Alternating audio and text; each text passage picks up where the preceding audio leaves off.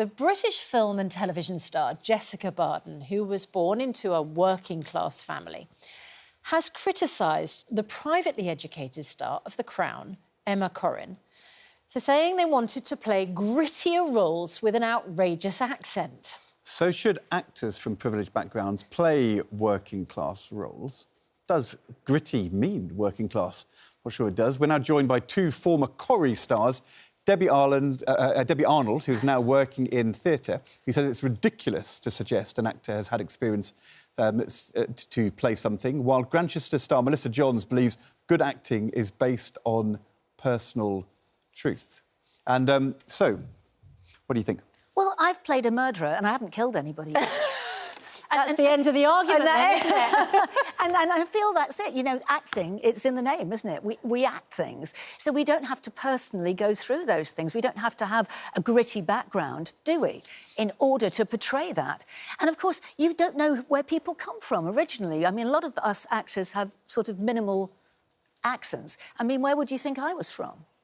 I daren't get... Well, Pat, I'm from Sunderland. You see what I mean? So I'm masquerading as a posh person, but that's because I'm an actor. Right. Is there not something, though, if you think of Jim Royal, Ricky Tomlinson, the authenticity with which he plays that role, isn't that because he's just being himself? Isn't there an advantage to being yourself when you're acting? Well, yes and no, because if you are yourself, then you can only play yourself. I find it very Michael Caine only played himself. Yes, and there are a lot of actors who play themselves, and if you're playing yourself, that's fine, but a lot of actors don't play themselves. I mean, most of us don't play ourselves. I mean, at the moment, I'm playing a tart in the theatre in Sonning, and I'm not one. And I also haven't been married 5 times like she has. Right. So, I mean, do we have to really experience these things? Well, Melissa, that's such an interesting point, isn't it? Actors act. And obviously, you couldn't just play the roles of which you have the experience of. Absolutely. And I think it's just worth saying acting, the best acting is based in truth. It is about authenticity. And that's when you just get that lived experience. And it means that that completely comes out in your character. But I think the other thing here is that acting, being a good actor is one part of being an actor, OK? So being good at acting is just one thread in all of that. Being good at acting is not enough to survive and succeed in this industry. It's all the other things around it that maybe privilege supports. So what you're saying is this isn't just about what you bring to the role. It's about giving opportunities to people who might otherwise be overlooked. So Emma Corrin, the actor, says, I want to play grittier roles with an outrageous accent. And your point is, give those roles to people who are gritty with outrageous accents rather than actors who have more privilege. Yeah, absolutely. Open up that opportunity. It's about equality of opportunity and taking into consideration people's lived experiences. So I think one thing that we do quite often is we mistake passion and privilege. Oh, that actor is so... You know, if you're passionate enough, then you'll make it. That's not the case, actually. To succeed as an actor, you have all the other things around it. Do you think it's harder for actors who are from... I mean, we've been discussing, actually, off-air this morning, what does grittier mean? Can't you be gritty and posh? You talked about me being gritty and posh. Well, you are gritty. And what is an outrageous accent? I mean, what is an outrageous accent? Sorry, Debbie. What is an outrageous accent?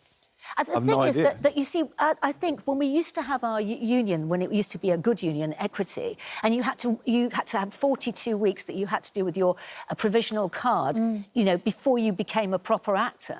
And it didn't matter who you were, if you were vastly privileged or not. You always had to do those 42 weeks, and that really showed the man from the boys. It really did. So but that doesn't exist anymore. That doesn't exist anymore. So actually, we're not being able to protect all these different characteristics, and what that means is somebody who maybe wasn't brought up on a lot of money and therefore has to have 4 jobs cannot dedicate themselves as much to a script.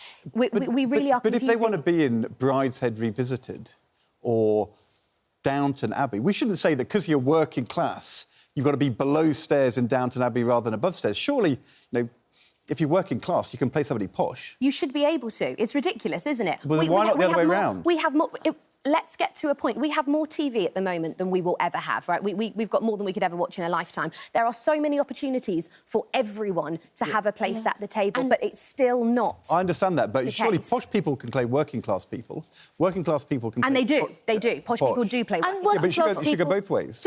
Yes, they do, because working class people do play posh people, because you don't know where all these actors come from. But I think as Melissa sat down, she reminded me that we last had a discussion about exactly this when you talked, as an actor with a disability, about actors who do not have disabilities playing characters with a disability. And I think you make such an important point.